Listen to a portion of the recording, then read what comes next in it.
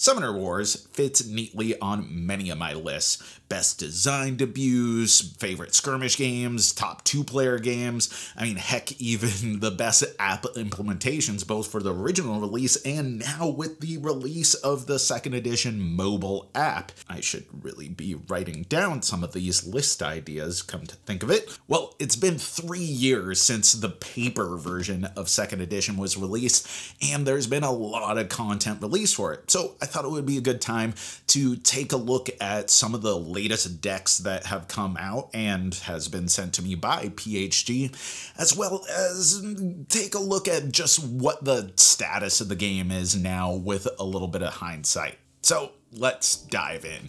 Goats. They're stubborn, they eat trash, and ram things with their horns. That's the layman understanding of goats, and resonates beautifully with the mountain Vargath.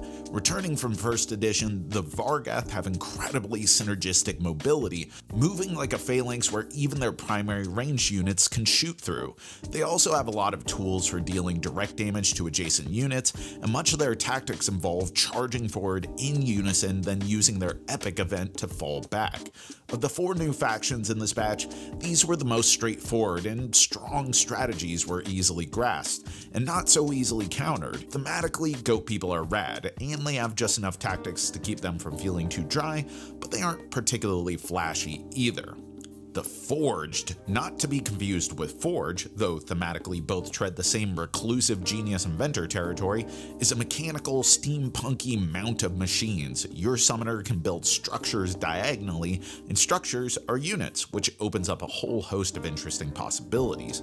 On the other hand, this is the most idiosyncratic of this batch of decks, with many limitations on individual units that require forethought and planning to squeeze the most out of them. But when you do, it almost feels like a tower defense game, with units breaking the standard rules of the game, emphasizing a lot of direct damage, mobility, and support.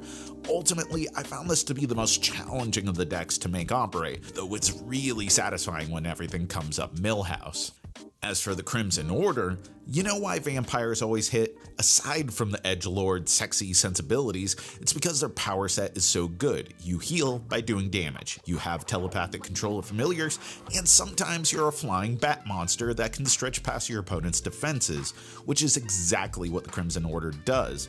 Well, actually, the core mechanic is an ebb and flow of health to and from your summoner, which empowers your units, and the ability to continually recycle weak cultist units, who more than anything act as temporary barriers to buy you time in the thick of things. Among these 4, the Crimson Order felt the most a blend of intuitive strategy and tricksy gimmicks, both heavy-hitting and resilient, and they look good while doing it. Thematically, it's the least imaginative of the group, but along with the Vargath, it feels like it could have made sense in the core set all along. Lastly, we have the Deepwood Groaks, which is maybe the most plaid hat game sounding name ever. Groak sounds like croak, it's a frog, you slap some mysterious fantasy gobbledygook on it like Deepwood and bam, plaid hat gold. The deck is anything but lazy though, as these guys are all about suspending their active events in play as potion masters, which can then be expended for additional movement, defense, and strength. They are very utilitarian, and in a lot of ways remind me of the boost shifting craziness of the Jungle Elves. Like the Forged, this one takes some more planning, forethought, and understanding, but unlike the Forged, I found this more flexible, more fluid, and honestly more fun. A trickier deck compared to base Summoner Wars, and full of pitfalls on account of relatively blasé units if you don't aggressively lean into their strengths. I found the Groaks to be one of my favorites of the batch. Ultimately, my days of high-level card gaming are behind me, resting in faint memories of repping Mantis and Dragon Clan in 2 tourneys a week in the heydays of L5R. For me, the beauty of Summoner Wars is the casual fun of mashing up 2 original and imaginative challengers against each other, and the intuitive, brilliant system that just begs for one more game. As such, all 4 of these are interesting, but if I could keep only 2, it'd be the Vargath and Groaks. Both have fun strategies TCGs both have great fantasy designs and both feel suited for a wide range of combatants, which is what Summoner Wars now presents. Here, 3 years out, we have a fabulous array of summoners and decks to choose. I mean, I'm not really a constructed deck guy when it comes to Summoner Wars. I like just picking up the deck and playing it. And as such, I still think the Master Set is a fabulous standalone product. It doesn't need expansion. You have so many mashups that you can do out of that on its own, but because I like the game so much, I like having more content to go to.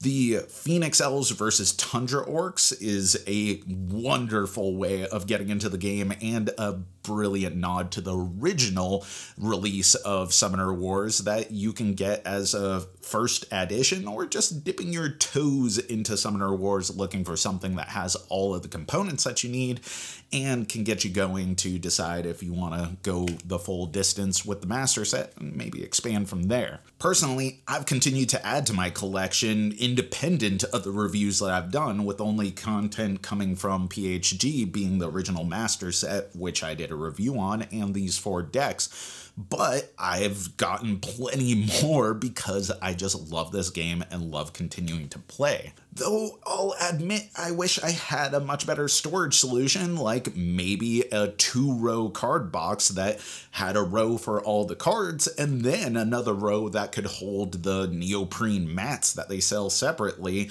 and it could just all be one nice bundle to hold everything together. Come on, Plaid Hat, you're leaving money on the table. In the end, Summoner Wars holds a pretty legendary status within the hobby.